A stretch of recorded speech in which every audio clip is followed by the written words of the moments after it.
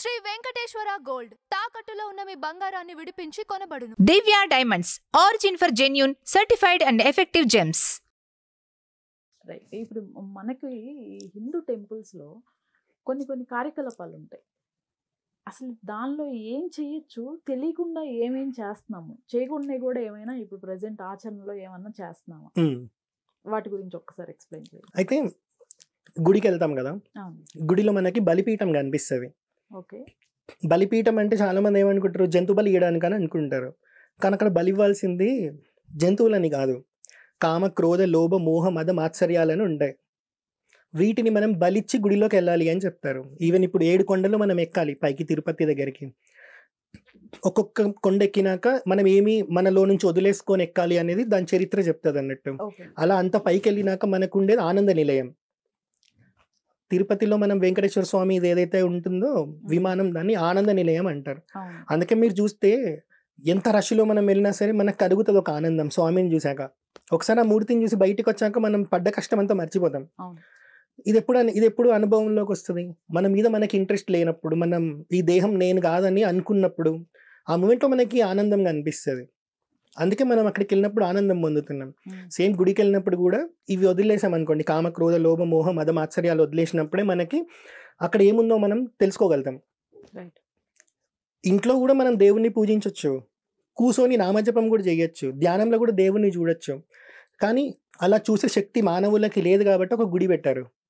అంతటా ఉన్న పరమాత్మని ఒక విగ్రహ రూపంలోకి తీసుకొని వచ్చారు. సో ఫస్ట్ మనం ఇవి వదిలిపెట్టి గుడిలోకి వెళ్ళాలి. వెళ్ళినాక చాలా మంది ప్రదక్షిణ చేసేటప్పుడు మాట్లాడుకుంటూ ఉంటారు. ప్రదక్షిణ చేయకూడని ఫస్ట్ పని ఏంటంటే మాట్లాడడం. అసలు మాట్లాడొద్దు. చేసే ఒక్క ప్రదక్షిణ అయినా సరే స్వామివారి నామజపం చేస్తున్నావు, స్వామివారి మీద ధ్యానం చేస్తున్నావు, ప్రదక్షిణ చేయాలి అని చెప్తారు. కానీ అందరూ ఫోన్ పట్టుకొని మాట్లాడుతుంటారు, కూర్చొని ముచ్చట్లు పెడతా ఉంటారు. గుడిలో ఏంటంటే మెయిన్గా మన వీపు అనేది గోడలకు ఆనొద్దని చెప్తారు. ఎందుకంటే గుడిలో మనము ఇటుకలతో రాళ్లతో కడుతుంటాం. ప్రతి ఇటుక ఒక గొప్ప గొప్ప మహర్షి చిహ్నంగా చెప్తారు అన్నట్టు. పిల్లర్లకు కూడా మనం ఆనుకొని కూర్చోద్దని చెప్తారు. ఇంకొకటి ఏంటంటే చాలా మంది చేసే తప్పు, ఇలా స్వామివారు ఉంటారు, ఇక్కడ నంది ఉంటారు, ఈ మధ్యలోకి వెళ్ళి నించోవడమో లేకపోతే స్ట్రైట్ గా నించోని మొక్కడం చేస్తుంటారు అన్నట్టు. గుడిలో చేయకూడని పనిలో ఫస్ట్ పని అది కూడా ఒకటి. ఎలా అంటే దేవుడు ఇలా ఉన్నారు, మనం ఇలా నించోవద్దు, ఇలా నించోవాలి. ఉత్తరం వైపు మనము నమస్కారం చేస్తాం. ఎందుకంటే ఆ శక్తిని మనం చూడలేము, ఆ శక్తిని మనం తట్టుకోలేము.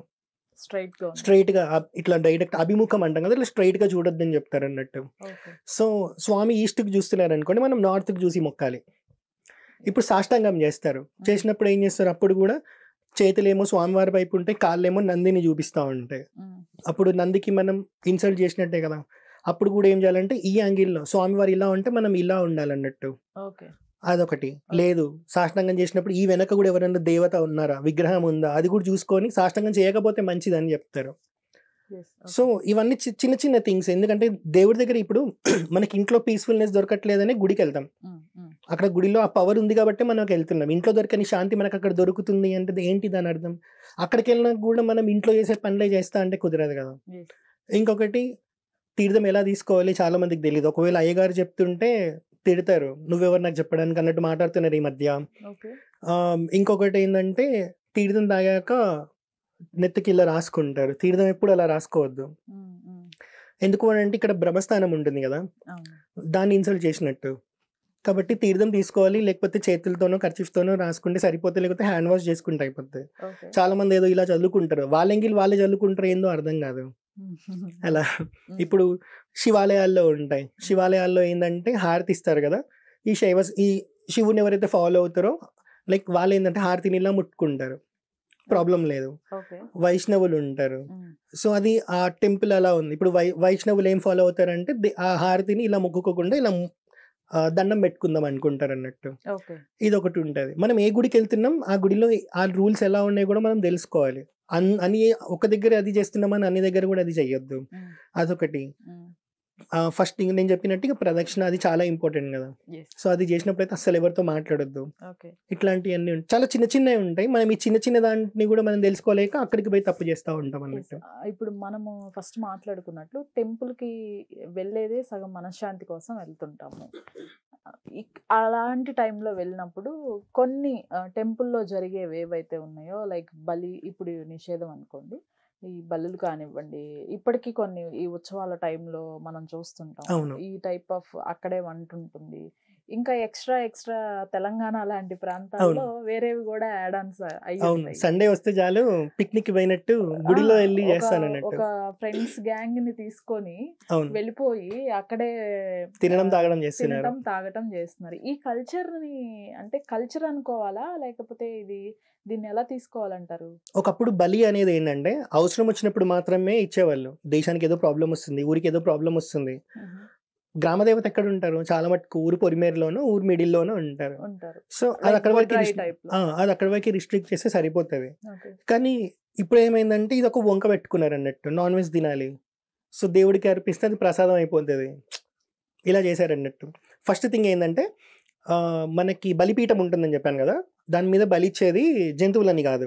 శ్రీ విద్యా సంప్రదాయంలో చెప్తారంట, చాగంటి గారు చెప్పారు ఇది చాలా క్లియర్గా.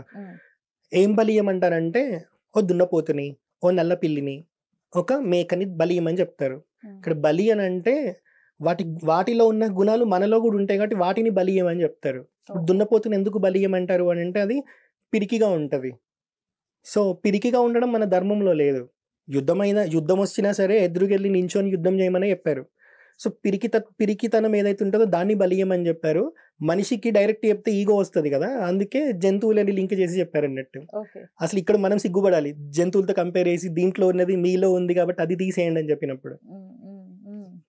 సో నల్ల పిల్లిని బలియమని చెప్తారు. నల్ల పిల్లి అని అంటే అది దొంగతనం చేస్తుంటది కదా, అంటే లైక్ ఎవరు నన్ను చూడట్లే అని పాలు తాగుతా ఉంటుంది కాబట్టి ఆ తత్వం మన దగ్గర ఉంటది కదా, అది బలిచ్చి గుడికి రమ్మని చెప్తారు. ఎందుకంటే వచ్చిన ప్రతి ఒక్కడు నేనే తప్పు చేయలేని గుడికి వస్తాడు, అదే కదా దొంగతనం. కానీ స్వామివారికి తెలియదా ఎన్ని తప్పులు చేసామో కదా. అలా ఇప్పుడు మేక ఉంటది, మేక కొంచెం ఈగో ఇదంతా ఎక్కువ ఉంటది, దాని మీద దానికి అహంకారం మీద ఎక్కువ ఉంటది. అంటే లైక్ పొట్టేలు అనుకోండి, కొట్టుకుంటాయి కదా చూడగానే. సో ఈ తత్వం అనేది బలియమని చెప్తారు అంతే తప్ప తీసుకెళ్లి జంతువుని బలియమనడం కాదు. జంతు బలి అనేది కొన్ని ఆచారాల్లో ఉంటది, దాన్ని కూడా ఏంటంటే దేశానికో ఊరికో ప్రాబ్లం వచ్చినప్పుడు మాత్రమే అది చేసేవాళ్ళు. అప్పుడు కూడా ఏం చేసేవాళ్ళు అంటే ఏ జంతువునైతే మనం బలిస్తున్నామో దానికి ఉత్తమ జన్మ మంచిది వచ్చేటట్టు చేస్తారన్నట్టు. ఒకప్పుడు ఈ సండే రాగానే ఇలాంటివి చేసేవాళ్ళు కాదు, ఈ మధ్య ఏమైపోయింది చాలా కామన్గా అయిపోయింది అన్నట్టు.